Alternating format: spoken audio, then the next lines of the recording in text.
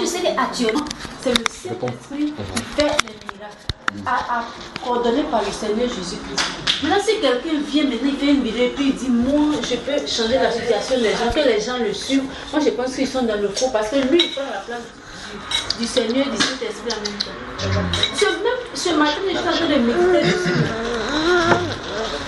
Vers les 11h, là, mon idée était, c'est pour ça que j'étais en train de rire, parce que vers les 11h, mon idée était sur une chose. J'ai dit, mais si eux ils prennent, parce que c'est le Saint-Esprit, le Seigneur Jésus qui agit. Parce que c'est Jésus qui ordonne au Saint-Esprit de pouvoir décanter des situations. Maintenant, si toi maintenant tu viens faire la vidéo pour dire que toi tu peux faire telle chose, où est leur rôle? C'est ça. C'est que ce matin, j'ai pensé à ça.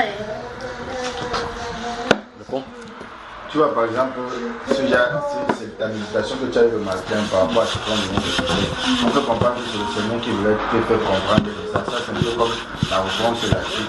Mais si on fait la parallèle avec ce que tu as eu on comprend justement que si toute chose, c'est le Seigneur souverain qui a décidé, ça veut dire que quelqu'un ne peut pas se lever et dire que non, il faut amener la solution à quelque chose que Dieu a un but derrière. Imaginons par exemple, moi, si on prend le passage de Job là par exemple, si un prophète ou quelqu'un se lève et dit que non, Job, il va annuler ceci, or Dieu a arrêté quelque chose pour montrer un but. Déjà, et ceci nous pose encore une question de voir aussi, parfois il y a des gens, des hommes de Dieu, comme on le dit, qui prient mais la solution n'est pas là. On ne trouve pas de solution. Pourquoi? Parce que Dieu a arrêté quelque chose. Il y a des choses que si Dieu a arrêté, on ne peut pas changer. Alors, on peut comprendre, comme toi-même tu penses que certaines personnes-là, il veut se passer pour... Il veut prétendre que c'est lui qui contrôle, il veut se faire passer pour les gens qui décident à la place de Dieu. On comprend qu'il y a un problème.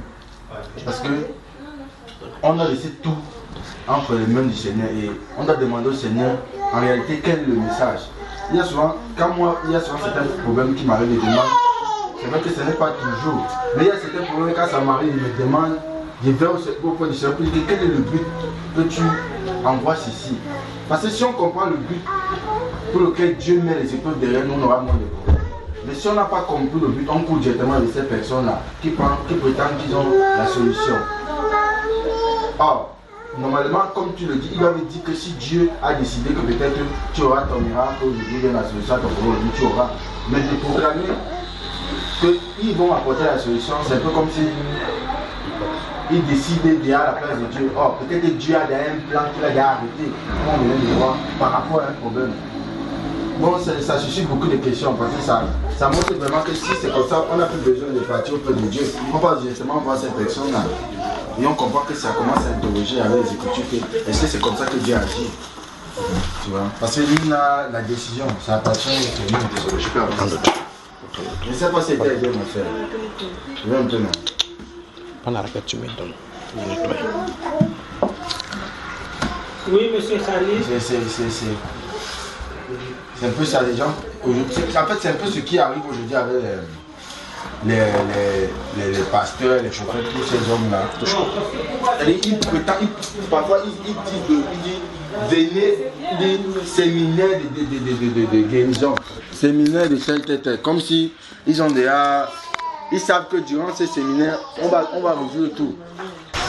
Or, avant de. Lui ne sait comment le Saint-Esprit agit derrière un problème. Tu vois un peu, non, ça. Lui ne sait comment le Saint-Esprit peut résoudre un problème. Or, par exemple, eux, ils décident le jour, ils disent que venez prendre votre miracle. Si quelqu'un n'a pas d'enfant, c'est le jour qu'il va avoir l'enfant. Est-ce que normalement c'est comme si la personne connaît déjà ce que Dieu a déjà arrêté? C'est ça qui fait qu'aujourd'hui, c'est pour ça que même quand on ne connaît pas. Mais est-ce que ne pas laisser après? Non, faut laisser. Non, après. Parlez. Faut laisser. C'est seulement pour. Toi, t'es fatigué, faut laisser. Tu vois un peu, non? C'est pour ça qu'en fait, même si tu ne connais pas les Écritures, tu vois qu'il y a un problème. Et la preuve à nous aujourd'hui, quand on voit ces hommes-là, ils ne résolvent pas les problèmes des gens. Sinon, ils ouvrent les grands séminaires dans les stades pour guérir les gens. Mais les mêmes années, l'année prochaine, on trouve encore les mêmes gens avec les mêmes problèmes. C'est fait qu'il y a un problème.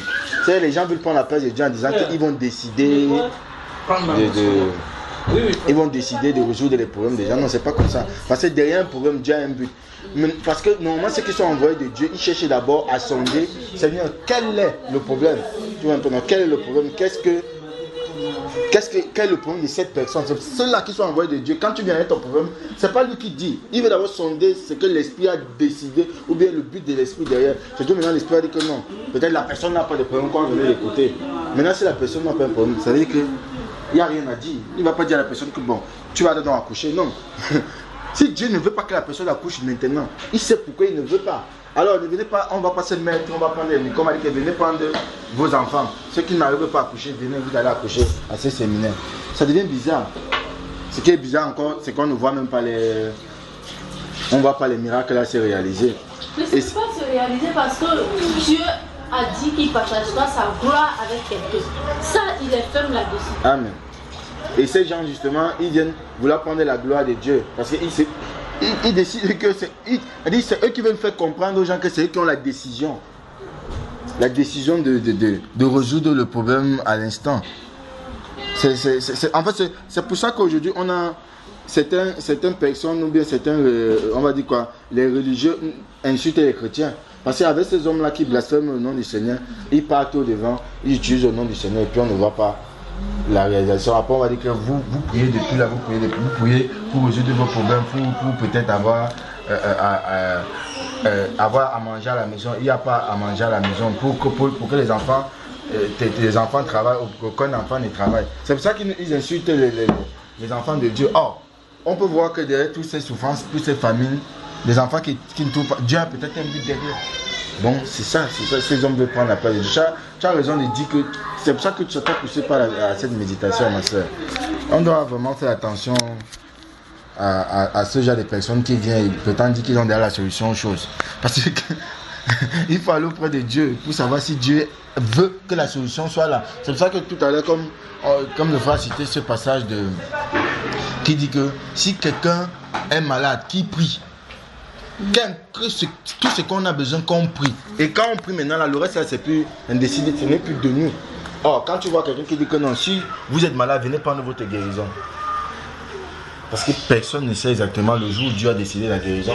Parce que ceux qui sont authentiques de Dieu, quand ils prient, parfois c'est là où Dieu va amener la solution, parfois ce n'est pas là. Tu as fini de prier, ça y est, laisse. Ça peut venir quelques minutes plus tard, ça peut venir quelques années plus tard, mais tu as seulement prié. Or, ces hommes-là viennent avec le mot comme si ils ont déjà arrêté. C'est l'esprit de l'antéchrist, on peut voir certains avec ça, clairement. C'est pour ça que quand toi-même tu as vu ça, ma soeur, ça te suscite des questions, c'est bizarre. Voilà, c'est bizarre. On doit vraiment faire attention avec tous ces hommes-là qui viennent avec des mots de consolation là, et on finit par ne pas avoir la consolation. Franchement. Mais je pense que ta méditation aujourd'hui a été poussée par le Seigneur pour que tu complètes avec ce qu'on a eu à recevoir de toi aujourd'hui.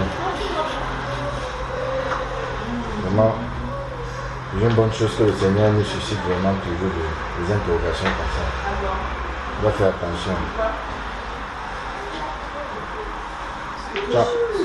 Surtout chez nous, on peut le voir dans ces temps-ci, vraiment, Et tu vois par exemple, parce qu'ils ont compris que les gens ont soif. Les gens ont soif de guérison, les gens ont soif des bons messages. C'est pour ça qu'ils ne viennent qu'avec ça. Et quand quelqu'un entend ça, il l'espère. Mais bon, en fait, il espère avoir ce qu'il veut. Avec ça aussi, ça fait que les chrétiens ne sont plus respectés. Parce qu'avec beaucoup de choses, voilà. La Bible déclare non, que la voix de la vérité sera calomniée à cause d'eux.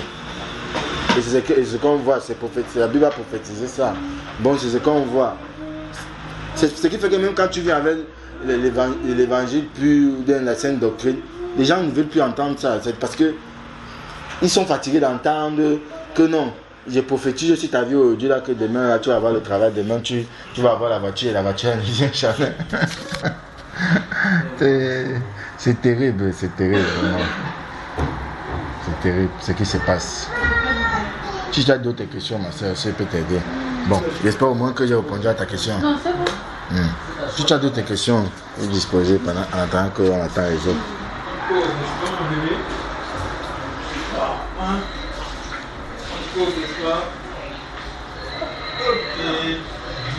Mais par exemple, tu reçois quelqu'un, un membre de ta famille, ce dernier vient avec toi, mais il refuse d'aller à l'église, il refuse de prier.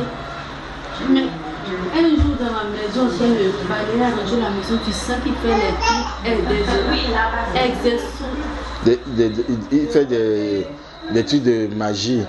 Puisque les 2 bouteilles que j'ai vues, ils ont mis dessus Vital Saint. Et puis le même jour, quand j'ai déplacé, je voulais aller brancher mon portable. Comment on appelle ça a pris feu. Et puis le digesteur est sauté. Donc ce chargeur est gâté. Mais c'est mon neveu. Bon, je ne sais pas qu'est-ce que je fais avec lui. Bon, je ne peux pas le chasser parce que c'est l'enfant de ma soeur qui est décédé. Mais vraiment, il me fait pécher dans le corps. Il refuse d'aller à l'église. La Bible déclare que nous n'avons pas à lutter contre la chair, mais contre les autorités de domination. Il ne veut pas s'envoyer. Il est couché dans la maison. Il est sur le net toute la journée. Sur le net. Ce passage d'Éphésiens nous dit qu'on n'a pas à lutter contre la chair. Par exemple, si tu mets ton neveu là dehors, là, c'est la chair que tu attaques parce que c'est cette chair là qui est ta chair, qui est ton sang là qui sera attaqué. Parce que justement, beaucoup de personnes, beaucoup parmi nous, nous ne sommes que victimes de ce qui se passe dans le spirituel. Alors, le monde des ténèbres profite pour manipuler, par exemple. Ils viennent par exemple dans la maison comme ça et dans la vie de ton frère, le pousse à faire des incarnations dans la maison, tout ça. Mais est-ce que maintenant, si tu décides de t'éloigner, de le chasser, tu vas résoudre le problème? Parce qu'il peut aller ailleurs et continue de le faire. Maintenant, moi, il pose la question, si tu le mets maintenant dehors et il part ailleurs, est-ce que tu as résolu son problème?